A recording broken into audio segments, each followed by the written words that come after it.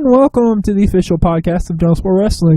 This is Robert Red. And I'm Chris Heineken. Thank you guys for joining us. Hey, thank you. And as always, we're going to start the show off with a look back at this past week's Raw, Impact, and SmackDown. And obviously, we always start with Raw, so I kind of want to get your feedback on Raw from this past week. What kind of was memorable and stood out to you? Well, there were a lot of crazy moments on Monday Night Raw, but I think another highlight package other than Stephanie McMahon, getting arrested, was how weak was the Authority when Orton and Kane literally, they just got pummeled by Roman Reigns. And they lost to him, something that should have been in the bag of the Authority. And once again, no surprise here, Brock Lesnar now will be the challenger for John Cena's WWE World Championship. In the head-to-head meetings, they've had 4. Brock's won 3. Will SummerSlam be any different? What do you think about Monday Night Raw?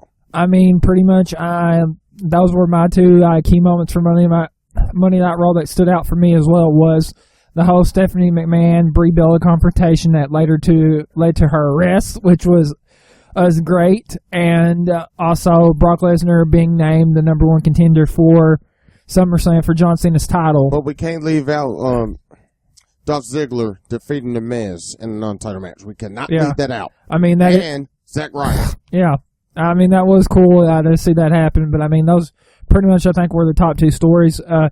And really, I mean, I'm happy in a way that Lesnar is getting to fight John Cena, but I would have liked to see it happen a little bit differently, but I understand why they did it that way with John Cena not being present. I would have liked, when they announced the opponent, John Cena to have been present, and then brought out everyone who could have been his potential opponent, and then played it up to where it's Brock Lesnar and kind of have Cena showing maybe a little bit of doubt, like maybe he couldn't beat Brock Lesnar. I would have loved to see it go that way. Well, you don't want a repeat of what happened in 2012.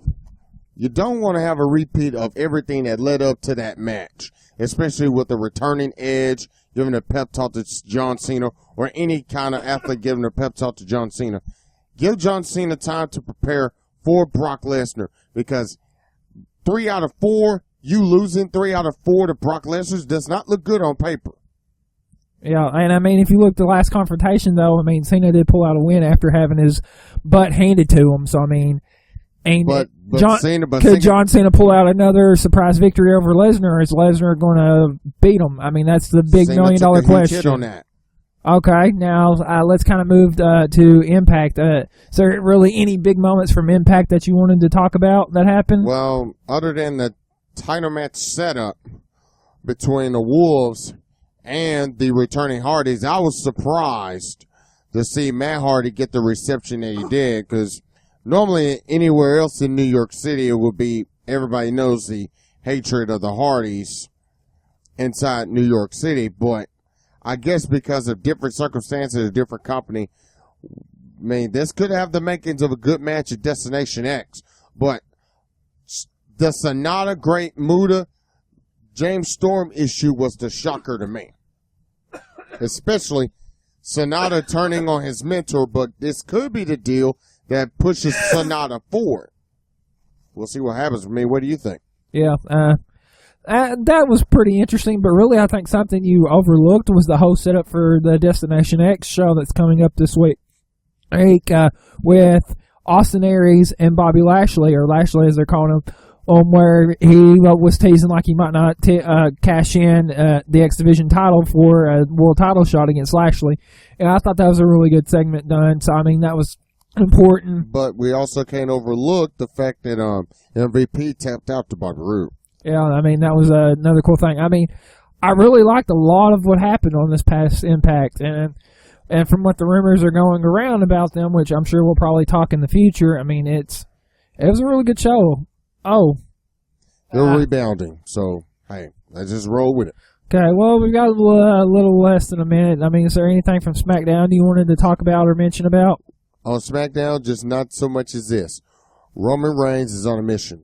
He's on a mission for that world title.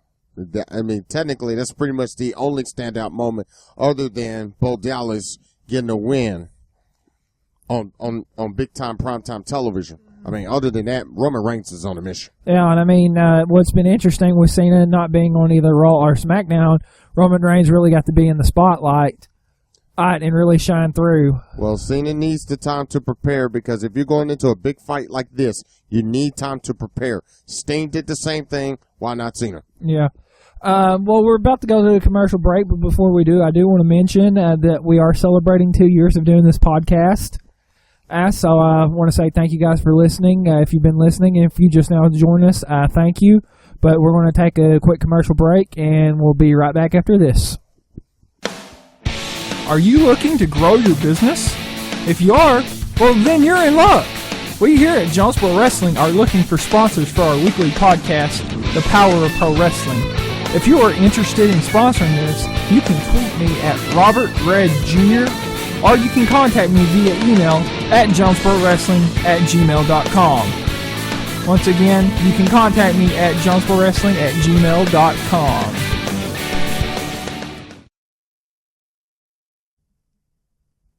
And we're back with the Power Pro Wrestling Podcast. I'm still joined by Chris Heineken, of course. Yes, of course. And as you know, this is the second part of our show, so we're doing a discussion question. So let's get to them. We're going to get to them. Now, hopefully, you guys can give us some feedback, and we're going to start trying to featuring you guys' feedback on the show. But we're going to get started with question number 1, and let me get them pulled up. The first one is really, we talked in previous podcast about unifying the world in WWE, which they actually have done.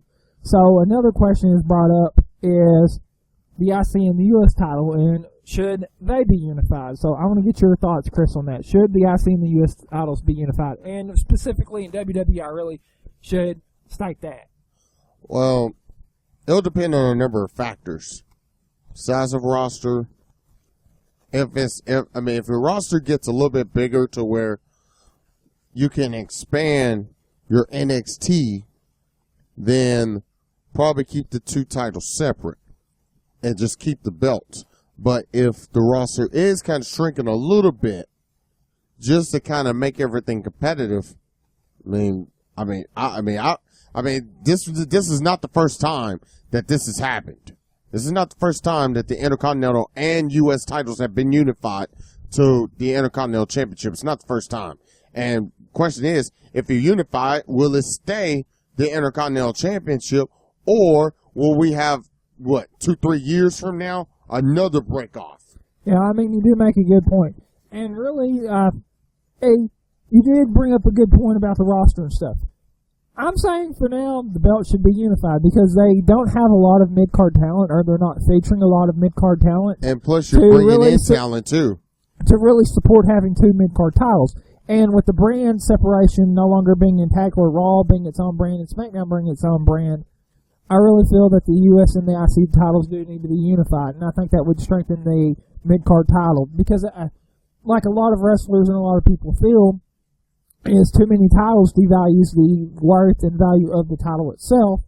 So I really feel that the titles do need to be unified. But does it make the guys on the roster really, really compete harder, or does it lessen the value of the competition there?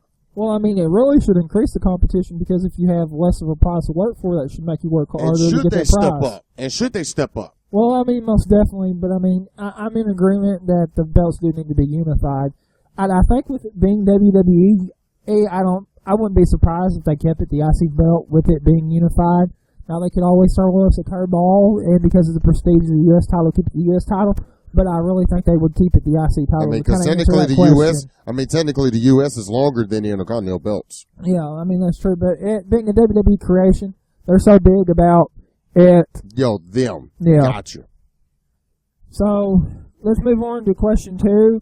And this was kind of your question that you brought up, and I think this is going to be a good one for people to discuss, is should MMA fighters be wrestling world champions? Go ahead, Mr. Redden. Because this is something I want everybody to get involved with. So I'll start with you. Should MMA fighters be wrestling world champions? Well, this is going to be kind of that iffy. It's going to be yes, no, kind of like you said for the IC, there's going to be IC and US titles being unified. Are they going to only be in wrestling? Are they going to be two sports? Are they going to do wrestling, then go to MMA? Kind of what's their motivation and stuff like that as to be world champion? I mean, with Lashley, being a MMA star, and he's with, is it TNA? It's Bellator too. And with Bellator. Bellator, he's their current TNA world champion, and he's got a Bellator fight coming up. So I mean, that begs the question: what's going to happen to the TNA title if he goes to Bellator? Are they going to vacate it? Is he going to drop the belt? So I mean, it really goes into a lot of factors. If they're going to be a full-time wrestler, are they going to do two sports at the same time? Are they going to be the current champion when they go to back to MMA? So there's a lot of factors whether they should be world champion. I'm not necessarily against it if they're a good wrestler and good talent and a good draw, but it goes back to those factors. And I know I'm being very repetitive and beating dead horse, but I mean, I really want to get my point across here that it really comes down to that. Well, you mentioned factors. Here's the most important factor of all: travel schedule. That's something that kicks every athlete in the butt. Because keep this in mind, wrestlers travel a lot more than MMA stars do. Believe it or not. Even though MMA is right along the lines of being close to a full-time sport, bottom line is wrestlers travel a whole lot. And that brings up the question you just asked earlier. Can they really, really handle the travel? And can they handle the pressure? That's right along with the Brock Lesnar situation. And think about Batista. Batista was part of an MMA group right before it went bankrupt. So was Lashley. Brock Lesnar was part of the Big Dogs, UFC. He was the heavyweight champion right after he left WWE, and now he's coming back. I mean, that's another question. But we said it in previous podcasts about Lesnar having a winning record over The Undertaker despite being an MMA and MMA champion. Same thing here. I mean, what are your opinions on that? Yeah. And I mean, yeah, with you mentioning Brock Lesnar, I mean, you do make a good point there. But I mean, him being the WWE champion now, he's not doing MMA currently. So I mean, he's kind of full-time wrestling. So I wouldn't be upset if he did become the WWE World Heavyweight Champion because. I'm sorry to cut you off, but you also can't leave out Rampage Jackson and King Mo. Yeah. They have TNA contracts and Bellator contracts as well. Yeah, and I mean, that's really what I'm more uncomfortable with than the whole Brock Lesnar being the WWE World Heavyweight Champion is them doing the sport simultaneously, because that kind of takes away from being the wrestling world champion, because if they were just a wrestling star and the MMA world champion, they don't fight as often in MMA as they would as wrestling, so I mean, that would be okay here, but on the reverse, wrestling, they're defending the title a lot more, or should be defending the title a lot more. They are defending the title a lot more. So, them going back and being MMA star while they were wrestling world champion, that's what I really have qualms about. Oh, yeah. That's going to be a good one, but this question I really want to get to here. Go ahead. And with the buzz from Comic-Con here recently, and the buzz around Sting potentially signing with WWE, and I kind of want to get your thoughts, Mr. Heineken, about should Sting sign with WWE? Yes or no, and kind of why you would say yes or no. I would say from a personal perspective, because I know for obvious reasons that we won't mention here on this program. I'll say at least from a personal perspective, yes, he should sign. Simply for the fact that, granted, I know sometimes you have long, as we call it, beef or disagreements or dissensions with the opposite party for years, and I think this is another direction you can steer towards, really, really having that, that good marquee player or that good, possible Hall of Fame, induction or whatnot. But I say just for revenue references, he should sign, because you never know with WWE. Just like Cena became a merchandising icon, what about Sting? Sting could become a major icon here as far as merchandise is concerned. So to answer my question is yes. Yeah. Hey, what do you think? I mean, I'm in agreement. I think Sting should sign with WWE just so we can have the match between him and Undertaker. And really, I think the biggest thing right here that a lot of people are concerned with the match going on between Sting and Taker at WrestleMania is Undertaker's health. And I mean, if not for that, only I think Sting should sign with WWE just to give us those classic matches and merchandising, because I hear they're putting out a Sting DVD here coming up soon. So I mean, and for that, so I mean, and also for this point, Sting could really become a mentor like he was with TNA. He could really become a real mentor in that locker room, because technically that locker room really needs some mentorship other than Big Show. And to me, I think, Sting has been heavily praised by multiple wrestlers around the world, even in the locker room, for the mentality of, hey, this is what, instead of, hey, this is what I'm going to do to you, he comes into a locker room and says, hey, what do you want to do? So I think that locker room really needs some mentorship as far as Sting is concerned. I think Sting will really bring it. Yeah, and that's all the time we have really for the discussion questions. And I mean, feel free, guys, to leave your opinions and thoughts, and we're going to try to read them on the air. But that's really all the time we have for this segment. We're going to take another short commercial break, and we will be back right after this. Are you looking to grow your business? If you are, well, then you're in luck. We here at Jonesboro Wrestling are looking for sponsors for our weekly podcast, The Power of Pro Wrestling. If you are interested in sponsoring this, you can tweet me at Robert Red Jr., or you can contact me via email at jonesborowrestling@gmail.com. Once again, you can contact me at jonesborowrestling@gmail.com. And welcome back to the Power of Pro Wrestling alongside Robert Red. I'm Chris Honigan. We appreciate you joining us here. Last segment, man, it's been a great show so far, but this time for the favorite segment that we've all been waiting for is Rapid Fire. Rapid Fire! And this one's interesting. Former Intercontinental U.S. champions becoming WWE World Champ in a 2-year period. Let's get it going. Alberto Del Rio. Well, I mean, Alberto Del Rio has been WWE champion and world champion in the past. He's kind of in the doghouse right now with the WWE, so I mean, he possibly could get back to that main event spot, but with 2 titles, it's going to be a lot more difficult. So, I mean, possibly yes in the next 2 years. I'll say, due to the fact with the increased competition, if he picks his spots, the right spots, I think he'll get it. Bad News Barrett.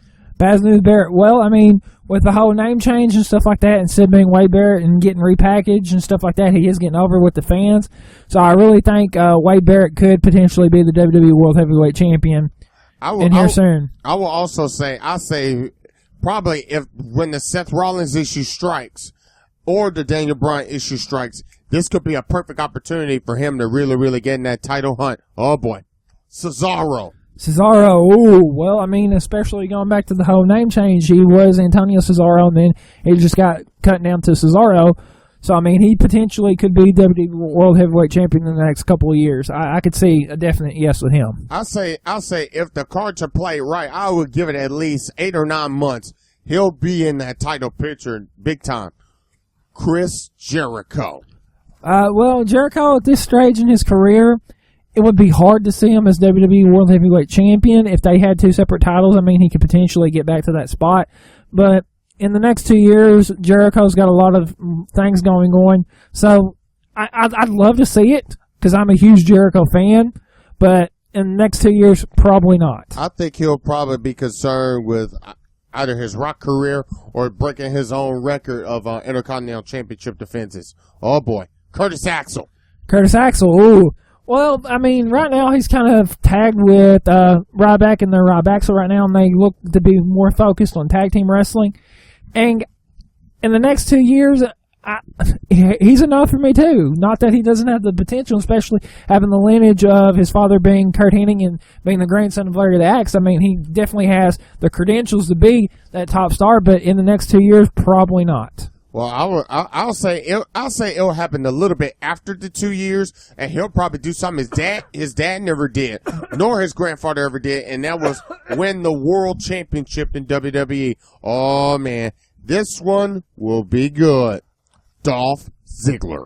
Ooh, Dolph Ziggler. As much as I'd love to see him as WWE World Heavyweight Champion, he's he just can't seem to break through the glass ceiling. Now, if they were to give him the ball and let him run with it, I mean, he could potentially be the WWE World Heavyweight Champion in the next 2 years. Just, it's, for me, I'm on the fence on that. I mean, he would definitely make a good one, but I just don't see it happening. I'll say because I think with the whole Daniel Bryan issue, I think the same issue has to apply with Dolph Ziggler because he's injury prone as well. I think he could do it, but it'll be very, very slightly. I mean, slightly. And this one is the last one, Kofi Kingston. Kofi Kingston. He's a great athlete, great talent in the ring, and he's a pretty decent wrestler. But, I mean, in the next 2 years, him being WWE World Heavyweight Champion, no. For him, it's almost an hour never for him to reach that top main event spot. But in the next 2 years, I really don't think he's going to be the WWE World Heavyweight Champion. To me, I think he needs an aggressive side. If he can get the aggressive side down pat and really say, hey, forget about all this. That WWE title's mine. Forget about everybody else. I'm going for it. I'm going straight ahead, and I'm going to go after the big dogs. I think he could really, really make an impression in that title picture. Yeah, kind of like Jay Lethal did in Ring of Honor. I know we kind of don't discuss Ring of Honor, but kind of similar to what Jay Lethal did. Well, ladies and gentlemen, that concludes the rapid fire segment, and for this little special episode of Cornbread Approved, promote love any and everywhere you go. You got rumor, got gossip, got drama. Toss it. It's what the tabloids are for. Promote love and promote trust. And that, my friends, is Cornbread Approved. We appreciate you joining us here for Robert Red. I'm Chris Honnigan. This has been an awesome episode. Please join us next time for the power of pro wrestling. See ya. See you guys.